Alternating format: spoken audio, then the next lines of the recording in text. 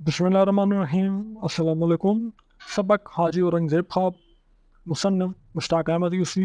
उर्दू बराए second year के मश्क़ी सवालात के इंतहाई आसान जवाबात और एक्सप्लेनेशन के साथ नॉलेज विद कैलेंडर की जानिब से खुशामदीद।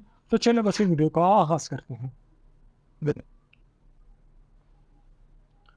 पहला सवाल, दर्जन सवालों के मुख्तसर जवाबात लिखें। खान साहब किस मकसद के लिए कराची आए थे? तो खान साहब कराची आने के दो मकासद थे। एक तो है कि खान साहब ने कराची के बशारत नामी शख्स को 1 साल कबल आला दर्जे की लकड़ी सप्लाई की थी, जो बशारत ने घाटे से 7,000 में फ़रोख्त कर दी। खान साहब इस लकड़ी की कीमत बशारत से वसूल करने कराची आए थे, जबकि असल मकसद यह था कि खान साहब को जिगर का कैंसर हो गया था, जो एक नाकाबिल इलाज बीमारी थी। डॉक्टरों ने मशवरा दिया था कि आप अपनी बाकी ज़िंदगी के दिन खुशबाश लोगों के साथ गुजारे। चनाचा खान साहब कराची आ गए थे क्योंकि उनको अपने हल्के अहबाब में बशारत के अलावा और कोई ऐसा बंदा नजर न आया जो खुद भी खुश रहता हो और उसका दिल भी दूसरों का दिल भी खुश रखता हो। अगला सवाल, खान साहब की खुश खुराकी का हाल अपने अल्फाज में लिखें। तो खान साहब खाने के मामले पर बहुत पुरखोर थे। अफराद के खाने के बाद सूजी का हवा ज़रूर तलब करते। दौरान तो आम पानी नहीं पीते कि इससे पेट बढ़ जाता है। कढ़ाई भर के कढ़ाई गोश्त खाते। तीतर और बटेर के गोश्त के साथ हड्डियाँ भी चबाते थे। अंगूर, माल्टे, तरबूज भी समेत ही खा जाते। दाल को हिंदवाना बिदत कहकर इससे परहेज करते। इनके दस्तरखान पर बकरे या दुम्बे की रान ज़रूर होती, अलबत्ता नाश्ते में सिर्फ मुर्गी की टांग पर इक्तफा करती थी। मशावत ने खान साहब की भेजी हुई लकड़ी में क्या नकाइज बनवाए? मशावत ने कहा, लकड़ी दागदार और गांठों वाली थी। इस पर तेज से तेज धार वाली आरी भी नहीं चल सकती थी। इससे पूरा सीजन भी सुखाने के लिए नहीं रखा गया था, जिसकी वजह से इसके तमाम तख्ते टेढ़े हो गए थे। लकड़ी अपनी असल मकदार से कम निकली थी और जगह जगह पर कीड़ा लगा हुआ था। बशारत और खान साहब के दरमियान तनाज़ा कैसे तय हुआ? बशारत और खान साहब के दरमियान रकम की वसूली का तनाज़ा एक पुरानी गाड़ी के ज़रिए हल हुआ, जो बशारत की मिल्कियत थी और औसत दराज से बेकार खड़ी थी। खान साहब अपनी रकम के बदले गाड़ी लेने पर रजामंद हो गए। ये तनाज़ा हल हो गया। खान साहब ने अपने ख़त में क्या लिखा हुआ था? खान साहब की कराची से वापसी के कुछ हफ्तों बाद बशारत को उनका एक खत मौसूल हुआ, जिसमें खान साहब अपने आलो अहवाल के बाद लिखा कि डॉक्टरों ने उन्हें जिगर का कैंसर बताया था और कहा था इसका कोई इलाज नहीं, बस खुद को खुश रखो और खुशबाश लोगों के साथ वक्त गुजारो। मगर उन्हें बशारत से ज़्यादा दूसरों का दिल शाद करने वाला बंदा नजर ना आया। चनाचा वो कराची आ गए। बाकी जो कुछ हुआ वो तबीयत का जंग उतारने का एक बहाना था। खान साहब ने यह भी लिखा कि वो यूनिवर्सिटी रोड पर एक नया मकान बनवा रहे हैं, जिसके दालान में पेशावर के 50 और कराची के 100 शायद आसानी से बैठ सकेंगे। खान साहब ने वटा सटा का क्या मफहूम बताया? बशारत ने जब लॉ बार्टर की लंबी चौड़ी तशरीह बयान की तो खान साहब ने उसे सीधा साधा वटा सटा करार दिया। खान साहब वटा सटा के मफहूम को इस तरह वाज़ा किया कि एक ऐसा सौदा होता है जिसमें हर फरीक ये समझता है वो घाटे नहीं घाटे और नुकसान में है, दूसरा फरीक फ़ायदे में रहा है। दरअसल जुमलों की वजाहत करें। उनके दस्तरखान पर कभी सब्ज़ी या मछली नहीं देखी, जिसकी वजह बज़ाहिर ये मालूम होती है कि बैंगन और मछली की टांगें नहीं होती। तो यह कि नवाब साहब को गोश्त बहुत पसंद था, वो गोश्त में लेग पीस बहुत पसंद था, तो मछली हो गई या सब्ज़ी हो गई उसमें लेग पीस नहीं होता, तो वो उनके दस्तरखान पे हमें नज़र नहीं आता था।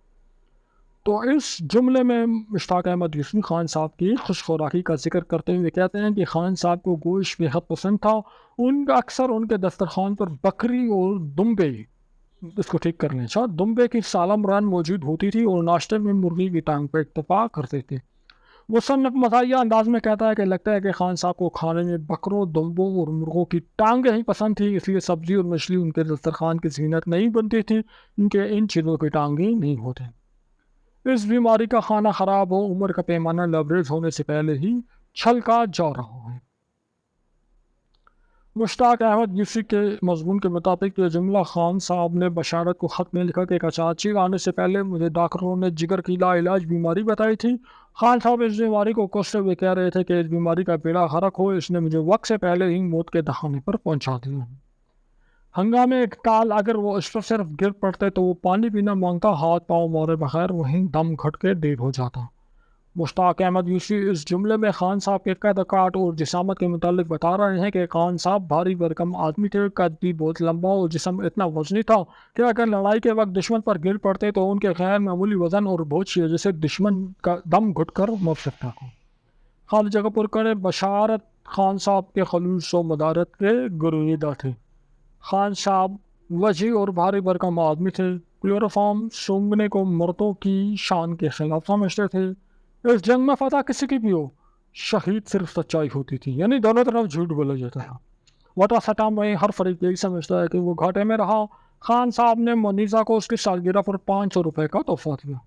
خان صاحب کے کردار پر مفصل نوٹ لکھے۔ اس مضمون کو پڑھ کر خان صاحب کے کردار کی تصویر ہمارے سامنے آتی ہے کہ خان صاحب کا کردار نہایت خوشباش اور یار دوستوں کی خوب خاطر مدارت کرنے والے انسان تھے۔ وہ ان پڑھ تھے لیکن جاہل نہیں تھے، دوست سے نبھانے کی خاطر سب کچھ قربان کرنے کو تیار رہتے تھے، لیکن دین کے معاملے میں ایک پائی بھی نہیں چھوڑتے تھے۔ غیرت اور خودداری ان کے اندر کوٹ کوٹ کر بھری ہوئی تھی۔ موذی بیماری کا شکار ہونے کے باوجود بڑی ہمت سے اس کا مقابلہ کر رہے تھے۔ ویٹ لفٹنگ کے شوقین تھے، راستے میں پڑا ہوا بھاری سے بھاری پتھر اٹھا کر پھینک دیتے تھے۔ وہ معاملات کا حل نکالنے کے ماہر تھے، کراچی رہ کر بھی لوگوں کے مسائل حل کر رہے تھے۔ اس کے علاوہ بہت خوش خوراک تھے، گوشت بکرے کی ران کے بہت شوقین تھے، حق کے خاطر لڑنے مرنے والے انسان تھے، بہت کھرے اور بااصول مزاج کے مالک تھے۔ سوال نمبر 5، اس مضمون کے حوالے سے مشتاق احمد یوسی کے طرز تحریر پر نوٹ لکھیں۔ مشتاق احمد یوسی اردو کے مزاح نگاروں میں ایک ممتاز اور منفرد مقام رکھتے ہیں۔ ان کا طرز تحریر ایسا انوکھا ہے کہ بہت جلد انہوں نے چوٹی کے مزاح نگاروں میں اپنا ایک خاص مقام حاصل کر دیا۔ وہ چھوٹی چھوٹی باتوں میں مزاح کے پہلو تلاش کر لیتے تھے۔ یوسی صاحب اپنے مضامین کے لیے عام زندگی سے ایسے موضوعات تلاش کرتے تھے جنہیں عام طور پر ناقابل توجہ سمجھا جاتا ہے، لیکن یوسی صاحب کے علمی فرشدہ موضوعات کو اپنی شگفتہ تحریر کے ذریعے اس قدر دلکش بنا دیتے کہ پڑھنے والا متاثر ہوئے بغیر نہ رہ سکتا۔ یوسی صاحب کی زبان سادہ اور رواں ہے، وہ الفاظ کا انتخاب بہت سوچ سمجھ کے کرتے تھے اور تراکیب کے انوکھے استعمال سے اپنے مضمون کو دلکش بنا دیتے تھے۔ اگلا سوال ہے، تابع جملوں کی قسم وسطی پر 5 جملے تحریر کریں۔ وصفی وہ جملہ ہوتا ہے جو صفت کا کام دیتے ہیں، عام طور پر یہ جملہ جو سے شروع ہوتا ہے۔ میں آپ کو اصل بتا دیتا ہوں، اس جملے میں کسی کی وصف، کسی کی خوبی بیان کی جاتی ہے، اس کو وصفی جملہ کہتے ہیں۔ یہ خامی ہو یا خوبی ہو، اس کو وصف کہتے ہیں۔ تم میں اتنی طاقت نہیں جو یہ بوجھ اٹھا سکو، اس کو دوست بناؤ جو ذہین ہو۔ وہ کتاب خریدو جو نئے کورس کے مطابق ہو۔ پرنسپل نے ان لڑکوں کو ڈانٹا جو کل غیر حاضر تھے۔